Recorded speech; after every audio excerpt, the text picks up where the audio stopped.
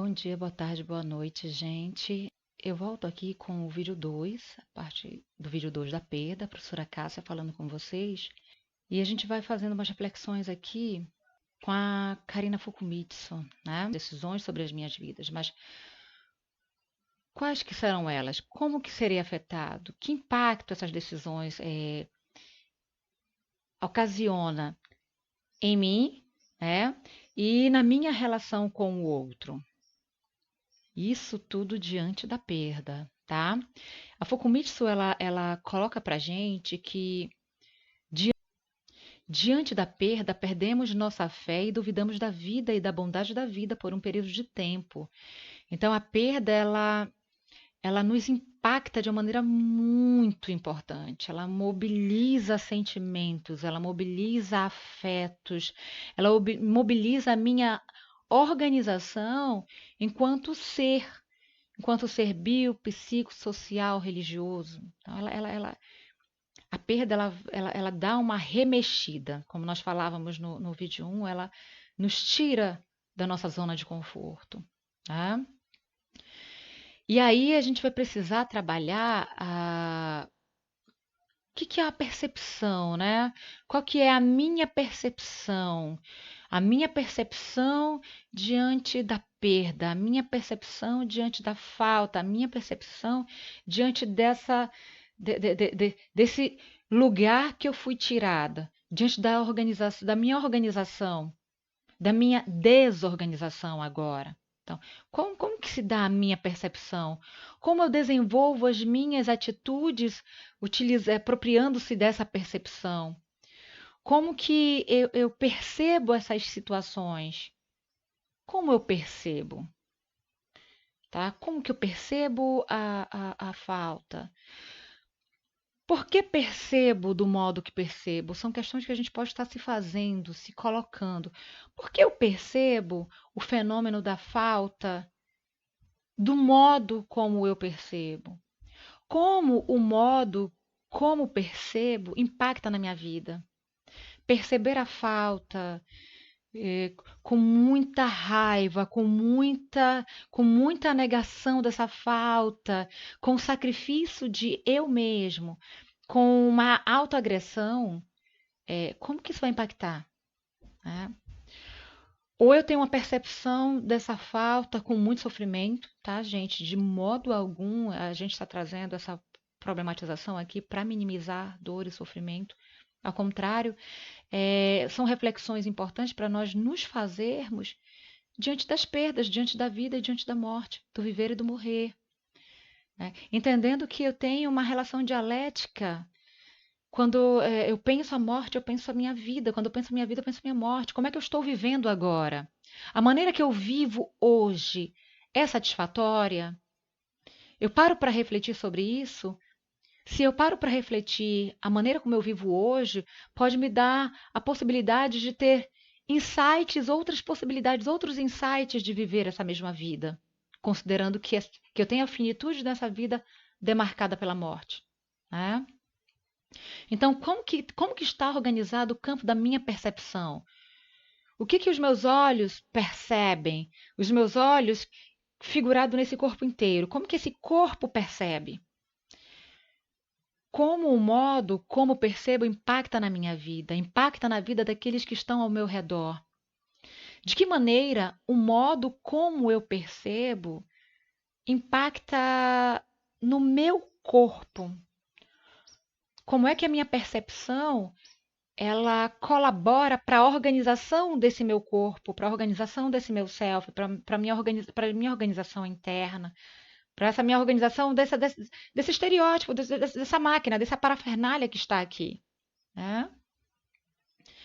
Como eu fico, dependendo da maneira que eu percebo e como eu percebo que percebo. Então veja que eu preciso refletir sobre isso. Refletir o que percebo, por que percebo como percebo. E se há outras possibilidades para perceber. Eu posso perceber de outra maneira? Aí a Cássia faz essa pergunta para a gente. Eu posso perceber de outra maneira? Eu tenho a possibilidade de perceber de outra maneira? Sim, gente, eu Nós temos a possibilidade de perceber de outra maneira.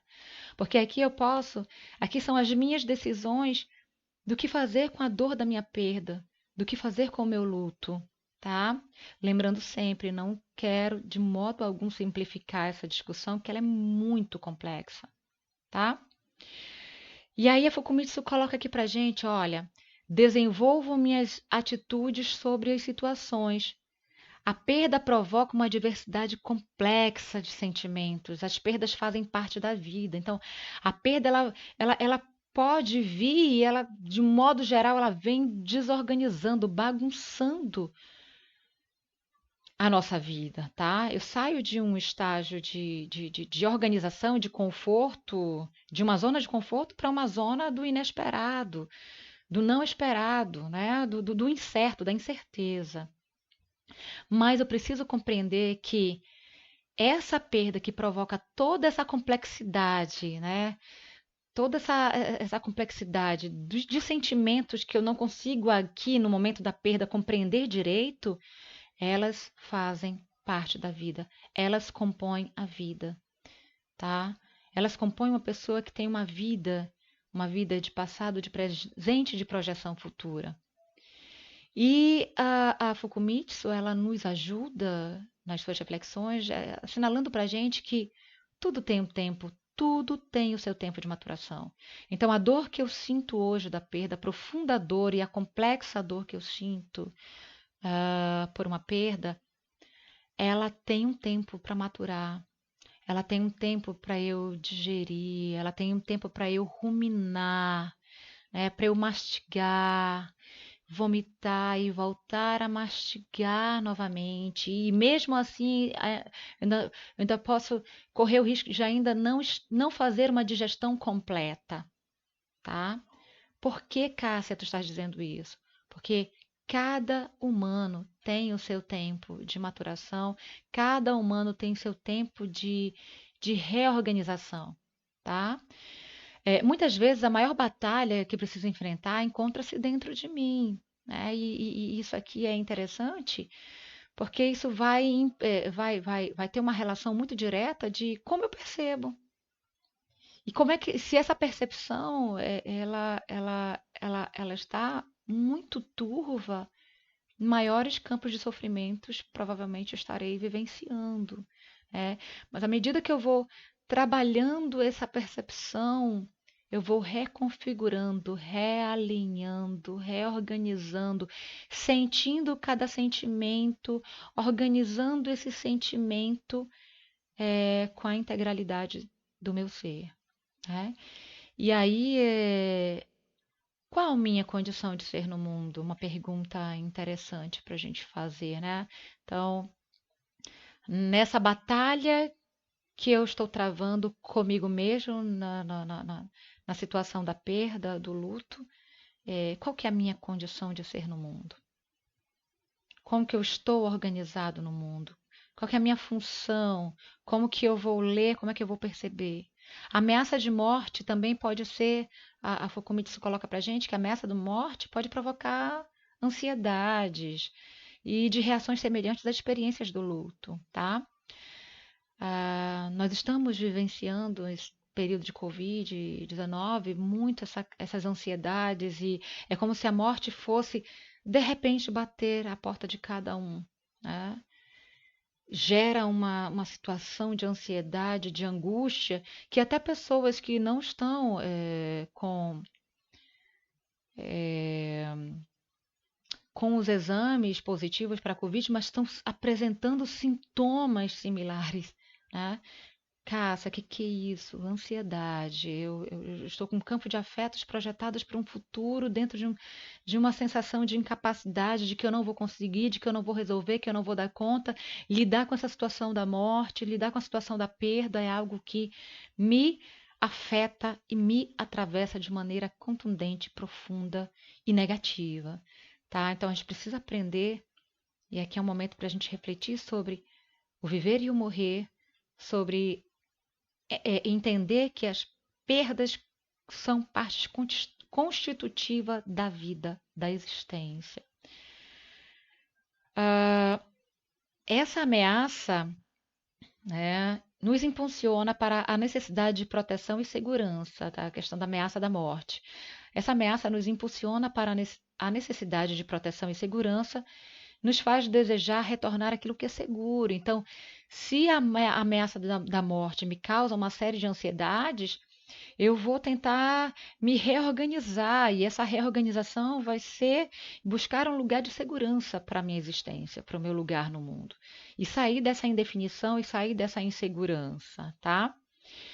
É, já conhecido que isso demanda uma reorganização. Perda é uma situação diferente. Nós vimos no primeiro vídeo que a situação de perda é algo que nos vem de maneira avassaladora, que vem sem avisar, ela simplesmente chega, tá? Então, ela é uma situação diferente e ela vai requerer dos organismos vivos, dos organismos humanos que estão vivos, ela vai requerer desses humanos mudanças, vai exigir desse humano mudanças, tá? Por quê? Porque eu saio de uma condição velha e conhecida, que são a minha zona de conforto, e me deparo com o novo, com o diferente, com os sentimentos vividos que até então não foram evocados, tá? Então, a perda pressupõe uma provocação de situações diferentes que vai requerer mudanças diferentes.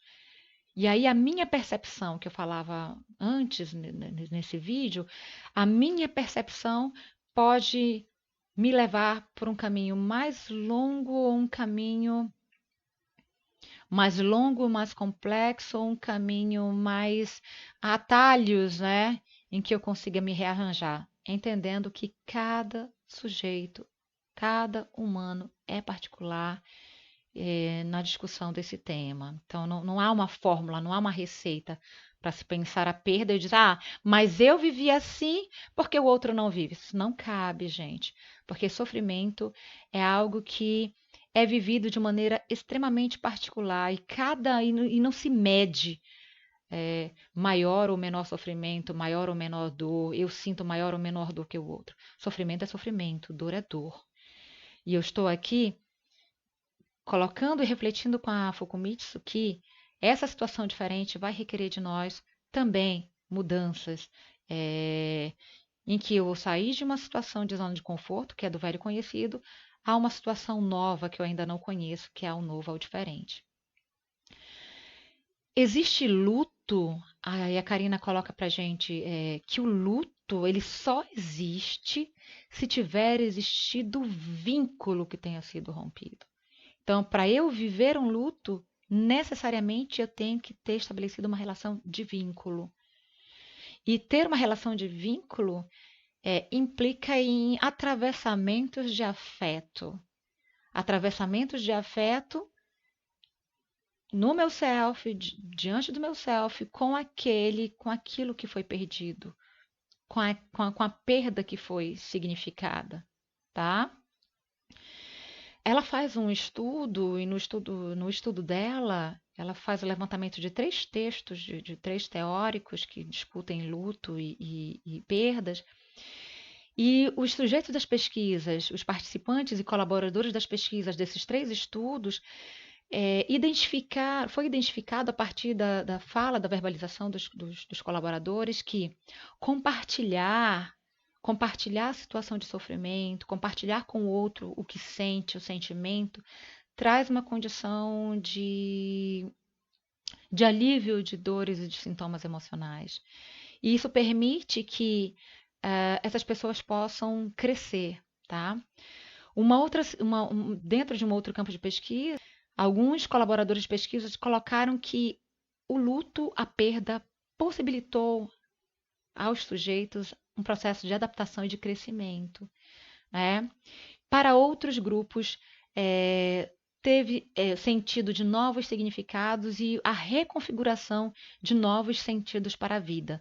A reconfiguração do sentido da existência, no sentido de que agora eu não somente sobrevivo, mas analisando a minha existência, eu passo a ganhar um campo de possibilidade de não mais apenas sobreviver, mas de viver.